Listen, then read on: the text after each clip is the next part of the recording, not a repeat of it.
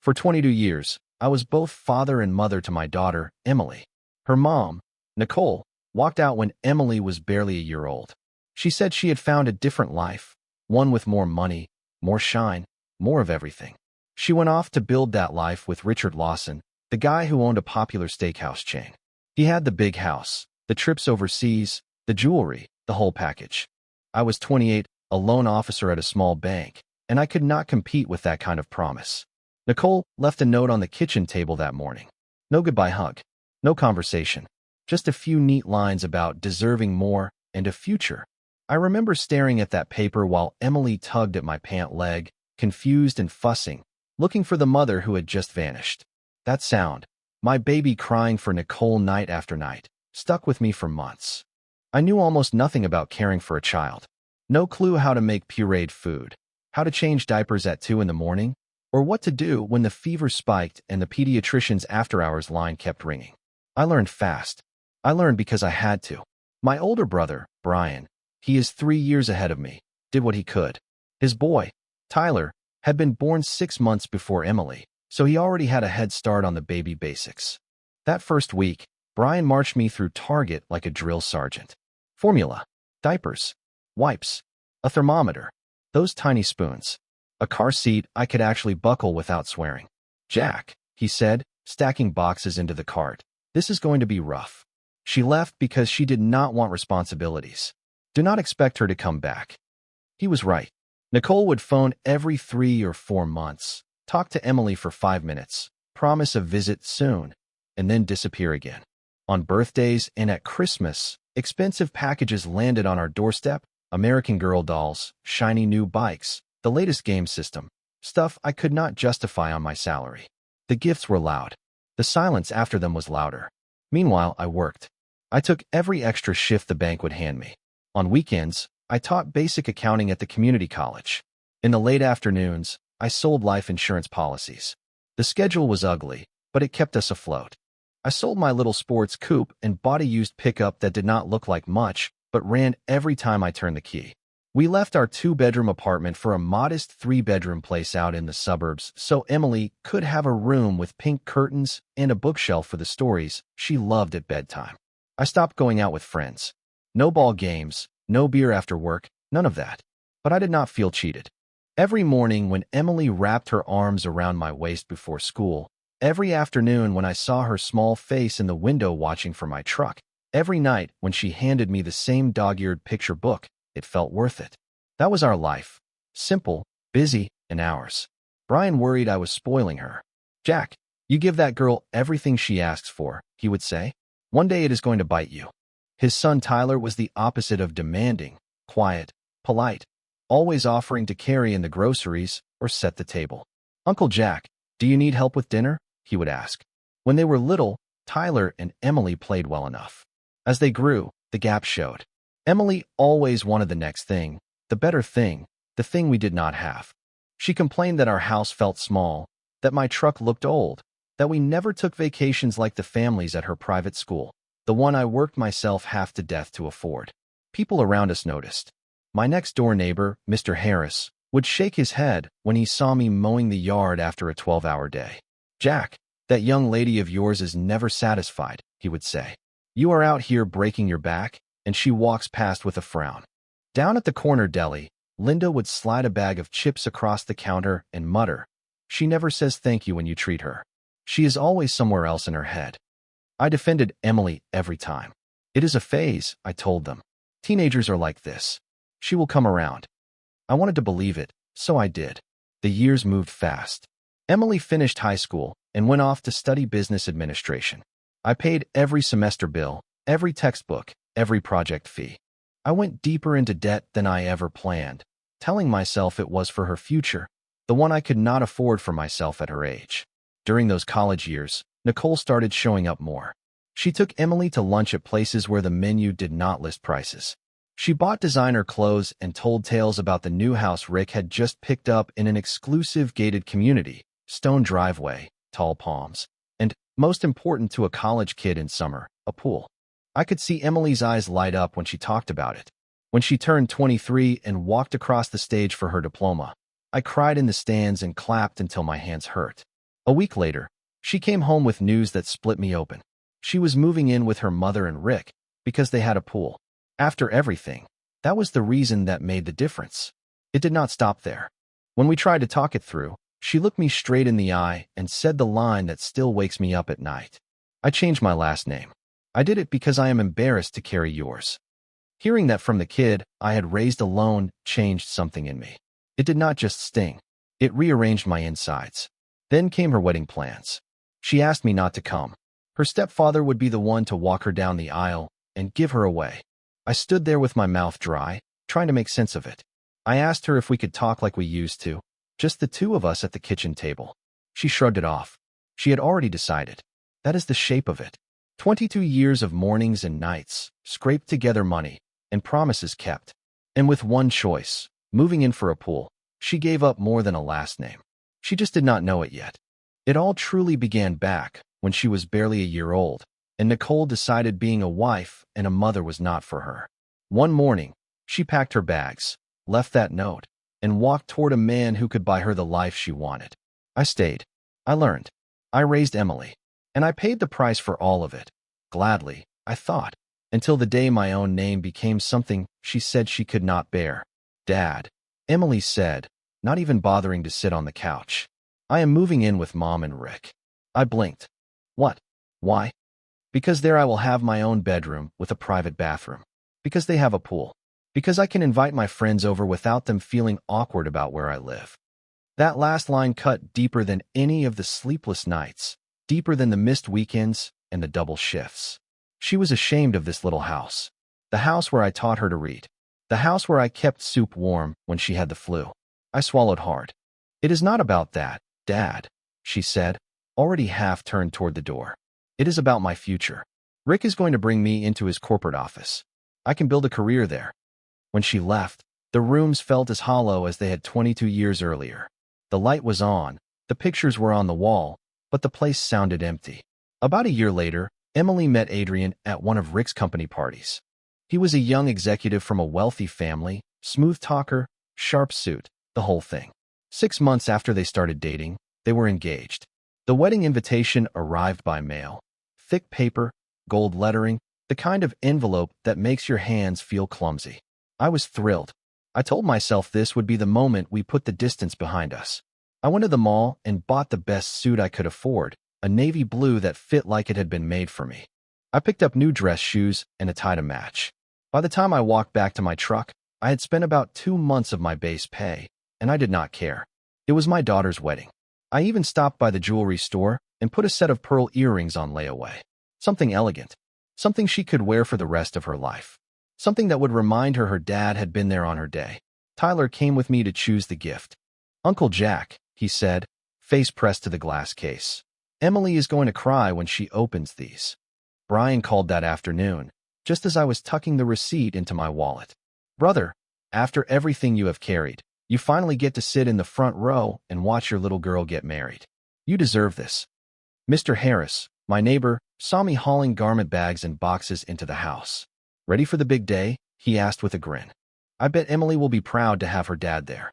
I smiled and nodded because that is what hope looks like on an old man's face. For the first time in a long time, I believed we might stand together as a family on the most important day of her life. 3 days before the ceremony, the call came. It was Tuesday night. I had just sat down after work and turned on the television. When my phone lit up with Emily's name, my heart jumped. We had not talked in weeks. Hey, sweetheart, I said, answering on the first ring. How are you? Is everything set for Saturday? Dad?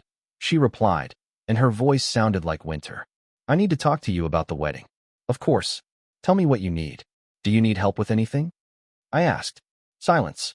Long enough that I checked the screen to see if the call had dropped. Dad, Rick is going to walk me down the aisle. What? I sat forward. I do not understand. Rick? Why Rick? Because he has been there for me these last few years. Because he paid for my master's degree. Because he gave me my job. Because what, Emily? Because what?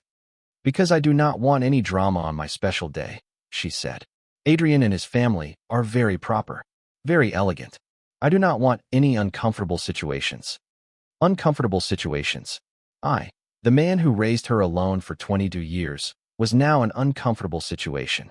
Emily, I am your father, I said. I have been there since you were 1 year old. I changed your diapers. I took you to the doctor. I helped with your homework. I paid for your school. I paid for your university. I know, she said, cutting me off, annoyed. But this is different. Rick understands this world. He knows how to carry himself at these events. And I do not, I said, more to myself than to her. Dad, do not play the victim, she added, voice going hard. You know how this is. Adrian's family is important. They have connections. They have status. Rick fits in better. My mouth went dry. After a few seconds that felt like an hour, I managed the only question in my head. Then why invite me at all? You can still come as a guest, she said. We will reserve a table for you toward the back with some family friends. Toward the back. Like any other name on the seating chart at my own daughter's wedding. Emily, please reconsider, I said. I am your father. I am the one who was always there. Dad, I have already decided. Do not make this harder for me. And she hung up. The next day, after work, I drove to Nicole and Rick's place. It was not a house. It was a mansion, high hedges, a wide lawn, a gleaming pool, and 3 luxury cars lined up like a magazine ad. Everything I could never give my kid. I pressed the doorbell. Nicole opened the door in a dress that looked ready for a gala. Not a hair out of place. She lifted one eyebrow. Jack, what are you doing here? I am here to talk to Emily, I said. We need to sort out the wedding. I do not think that is a good idea, she answered, cool as ice. She is already overwhelmed with all the preparations. Nicole, I said, keeping my voice steady. She is my daughter. I have a right to speak with her, I said, steady as I could. Nicole let out a tired sigh and stepped aside. Inside felt exactly like I had pictured from the driveway. Cold money. Marble under my boots. A glass console with a bowl that probably cost more than my monthly groceries. Modern art that looked like storms frozen on canvas. A curved staircase swept up to the second floor like a ribbon. Emily, Nicole called up, voice ringing off the stone. Your father wants to talk to you. Emily came down one slow step at a time, wearing a silk robe like she was in a hotel. Her face said I was a problem to be solved quickly. Dad, I already told you. There is nothing to talk about. Emily, please, I said, nodding toward a side hallway. Let us speak in private. No, she said, planting her feet on the landing. Whatever you have to say, you can say it here. That was when Rick appeared. Tall, clean cut, hair brushed like a commercial, a designer shirt that looked like it had its own security detail. Jack, he said, hand out, smile tight. How are you? Fine, Rick. I answered, shaking his hand because my father taught me to be polite. I am here to talk to my daughter about her wedding. Yes, Nicole filled me in, he said smoothly. Look, I know this might be difficult, but you have to understand. Emily is not a little girl anymore. She makes her own choices. Of course she does, I said. But I am her father. I am the man who raised her. I am the man who helped her become the woman she is. Rick's smile stayed, but it never reached his eyes. Understood. Emily crossed her arms and looked at me like I had forgotten the rules of her house. Dad, Rick is right.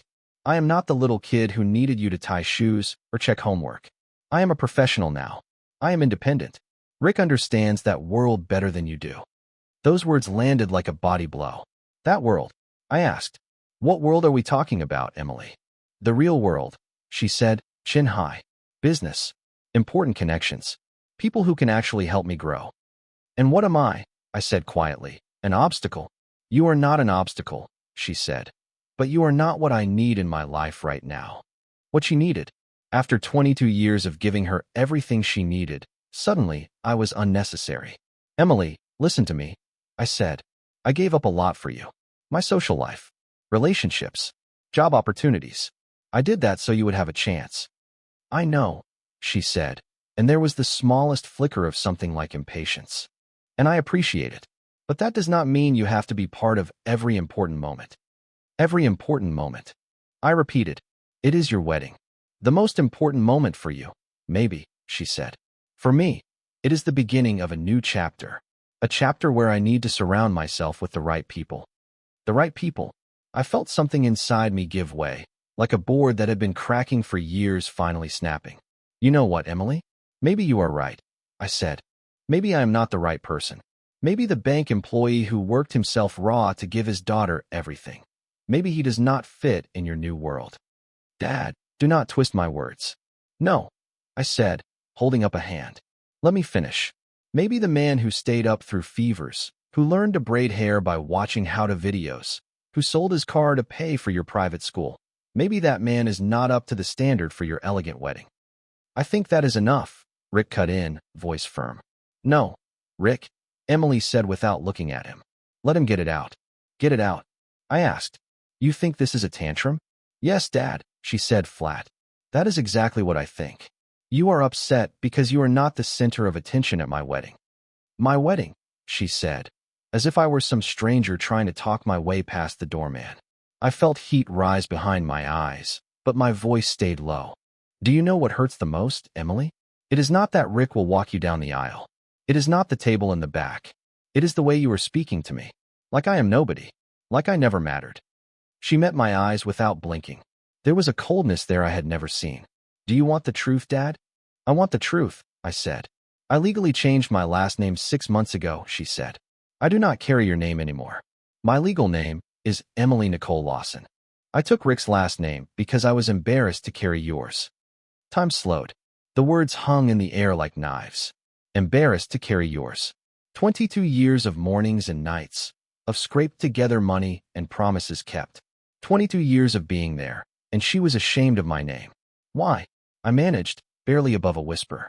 Because when people ask about my family, about connections, about where I come from, she said, I do not want them thinking of a 3-bedroom house in the suburbs and a dad who teaches accounting on weekends to cover bills. I want them to know I am Emily Lawson, stepdaughter of Richard Lawson, a successful businessman, not the daughter of Jack Collins, a loan officer. The room felt heavier with every word. Air turned thick in my chest. I could not pull a full breath. I turned for the door because I did not trust my voice to do anything but break. Jack, Rick called after me, his tone hard. You heard her. There is nothing more to discuss. He was right. There was nothing left to say. I walked out, found my truck, and drove home on muscle memory. I do not remember the turns I took or when I pulled into my driveway. I do remember stepping inside, closing the door, and calling my brother, Brian. I told him everything. Every sharp sentence. Every humiliation.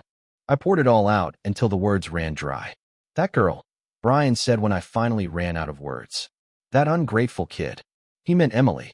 What Emily did not know, what neither Nicole nor Rick knew, was that by changing her last name and humiliating me in their living room, she had given up far more than a father at her wedding. She had just walked away from an inheritance my parents left specifically for the granddaughter who would carry our family name with pride.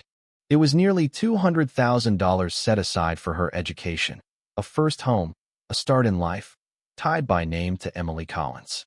She had also stepped away from a life insurance policy I had paid, month after month, for 20 years. That policy was worth $150,000. And there was the beach house. My dad left it to me, and I kept it quiet for years, saving it for the right moment, my daughter's wedding day. Title work, letters, a little ribbon on a key. All of it ready. All of it drawn up in paperwork that named Emily Collins, daughter of Jack Collins. But Emily Collins did not exist anymore. She had become Emily Nicole Lawson. And those gifts, my parents' bequest, my policy, the deed to a small place by the ocean, were written for the granddaughter who carried our last name, the one who wore it with honor. The next morning, I drove to see our family lawyer. Harold Franklin has known me since I was a kid riding a bike past his office window. He handled my parents' wills, our titles, the boring paperwork that keeps a life in order. When I finished telling him what happened, he took off his glasses and cleaned them with the edge of his tie the way he always does when he is turning over something heavy. Jack, he said after a long quiet. Are you absolutely sure? I am, I said. Change every beneficiary. Anything that names Emily Collins now goes to Tyler.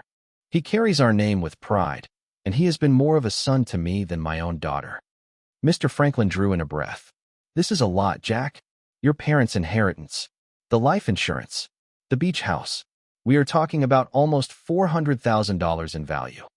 I know exactly what it is, I said. And I know exactly who it should help. And if she changes her mind, he asked. If she regrets it? My daughter told me she was embarrassed to carry my name, I said.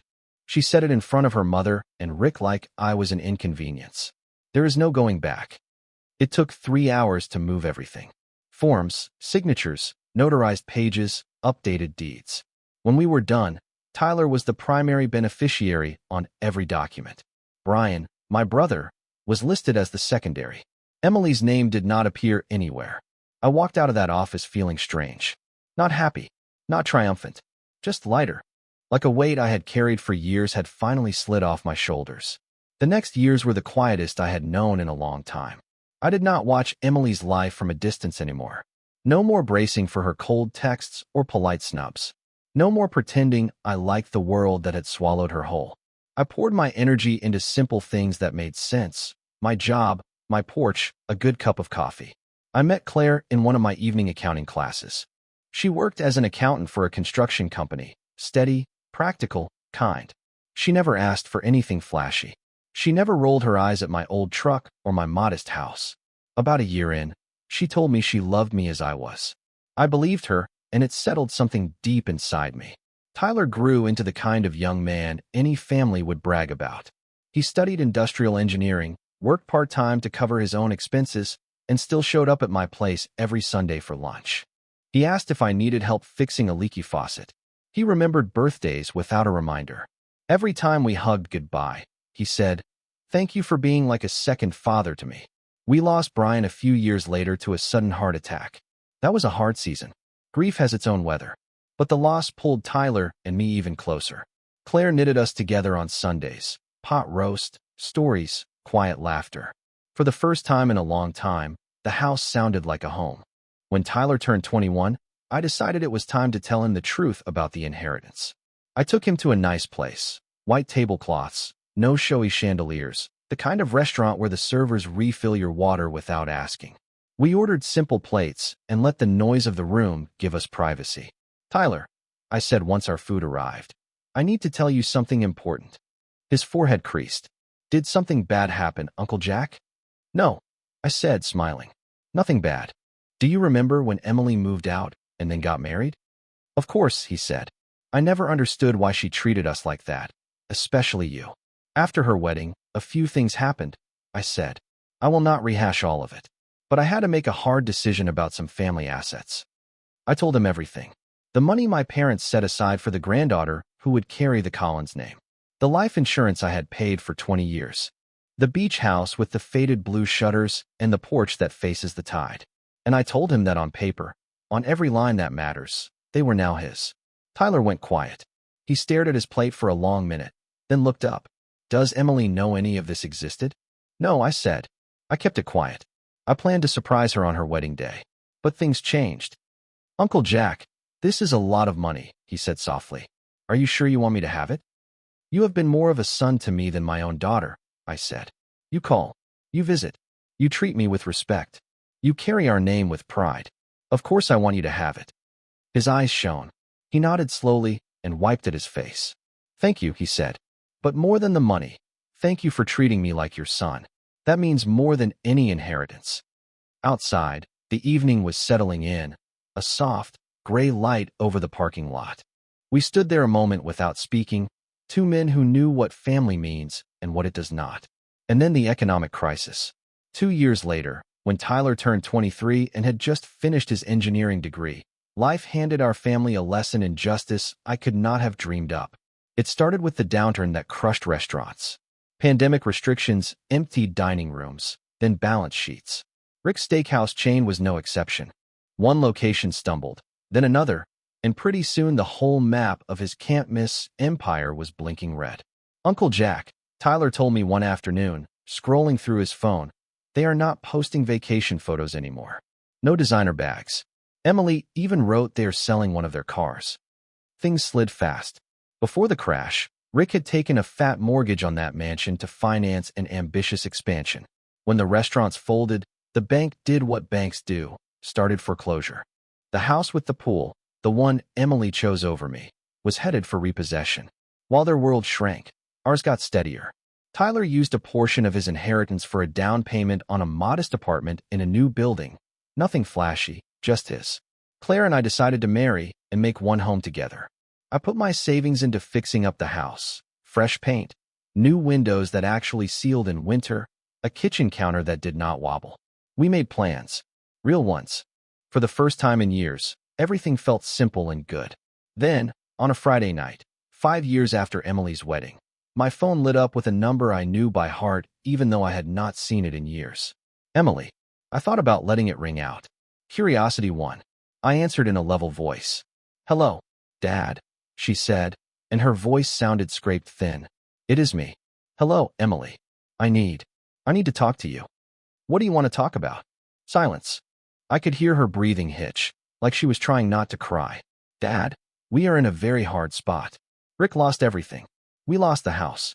Adrian and I moved into a tiny apartment. I am working nights at a call center to cover rent.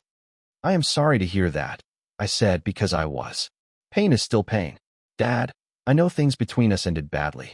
I know I hurt you, but I need your help. What kind of help? Financial help. Just until we get back on our feet. A loan.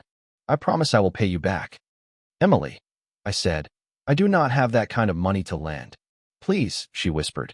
I know you have savings. You were always careful with money. And why do you think I would help you? I asked. Because I am your daughter, she said quickly. Because despite everything, I am your blood. Your blood. I tasted the old bitterness. Emily, the last time we spoke, you told me you were embarrassed to carry my name. I was confused, she said. I was young. I did not know what I was saying. You did not know what you were saying when you legally changed your last name? You did not know what you were saying when you sat me at a table in the back at your wedding? When you asked Rick to give you away instead of your own father? Dad, please, she said, breaking. I understand now I was wrong. I understand you were always my real father. Rick walked when the money walked. You would have never abandoned me. You are right, I said softly. I would not have abandoned you. But you abandoned me. Give me a chance to fix it, she pleaded. Emily, do you know the difference between you and Tyler? My cousin Tyler? She asked, confused. Yes. Tyler calls me every week to see how I am. Tyler has lunch with me every Sunday. He introduces me proudly as his uncle. He carries the Collins name with dignity. What does that have to do with anything? She asked, a dull edge in her voice. It means that when you decided my last name was an embarrassment, when you decided I was not good enough for your new life, you did not just lose a father. I paused. You lost much more. What are you talking about? She asked. I am talking about the inheritance your grandparents left for their beloved granddaughter, $200,000, waiting for you. I am talking about the life insurance I paid every month for 20 years, another $150,000. I am talking about the little beach house your grandfather left me, the one I planned to give you on your wedding day. Silence. A long, heavy silence that filled my kitchen. All of that existed for Emily Collins, I said. But Emily Collins does not exist anymore, does she? You are Emily Lawson now. Dad, all of that existed? She asked, voice small. It all still exists, I said. But now Tyler is the one named on every document, because Tyler actually carries the family name with pride. You gave my inheritance to Tyler? She blurted. No, I said. I gave his inheritance to Tyler. The moment you changed your name, it stopped being yours. Dad, please, she whispered. Can we fix this? Can I change my last name back? Back for money? I asked. I figured that is what you would say. It is not about the money, she said quickly. It is because I understand now that I was wrong. Emily, I said, steady but tired. When you have a child of your own, you will learn what it means to pour everything you are into one person. And if that child ever looks you in the eye and says they are ashamed of you, then you will understand the pain you handed me. I let that sit. When that day comes, remember this call. A father's love is strong, but it is not endless when there is no respect. Dad, please. I hope you find a good life, I said. I hope you find real happiness. But that happiness will not come through my family anymore. You are no longer part of it. I ended the call. Tyler was at the table with Claire and me, finishing dinner when I told them what happened. The plates were still warm. The room smelled like roasted chicken and rosemary. You really said all that, Uncle Jack? Tyler asked. All of it, I said. And more I will not repeat. How do you feel? He asked. I set my fork down and listened to the quiet of the house. At peace, I said. For the first time in years, I feel completely at peace. Claire reached across the table and took my hand. I am proud of you, Jack, she said softly. You did the right thing. Tyler stood, came around the table and wrapped me in a hug that surprised me with its strength. "Thank you," he said into my shoulder. "Thank you for showing me what family really means, and for trusting me to carry our name." 6 months later, Tyler married his college sweetheart, a simple, hard-working young woman who loved him for who he was, not for what he owned. At the rehearsal, Tyler pulled me aside. "Uncle Jack," he said, eyes shining, "would you do me the honor of walking the bride down the aisle?" On the day itself, the church smelled like flowers and old wood. Music floated through the air. I offered the bride my arm, and we took slow, measured steps toward the altar. As we passed the rows of faces, Tyler caught my eye and whispered, "Thank you for showing me what a real father is." That night, after the celebration, Claire and I sat on the couch with our shoes off, scrolling through photos on her phone. Laughter, toasts, the first dance, the bride's veil catching the light. "You know the most beautiful part of all this?" Claire asked. "What is that?" I said. "Tyler is going to be a wonderful father," she said. "He had the best example. And his children will carry the Collins name with the same pride he does." She was right. The Collins name would go on, not because of money or status, but because someone worthy chose to honor it. Someone who understood that family is not about a big house or the right invitations. It is about love, respect, and loyalty, 3 things Emily never learned, and 3 things Tyler understood from the time he was young. As I write this now, years later, Tyler and his wife have just told me their news. They are expecting their first child, a little boy who will carry the Collins name. He will grow up knowing the truth of our history, that loyalty is rewarded and ingratitude has a cost. It took years for the justice to unfold, but in the end, everyone received exactly what they earned.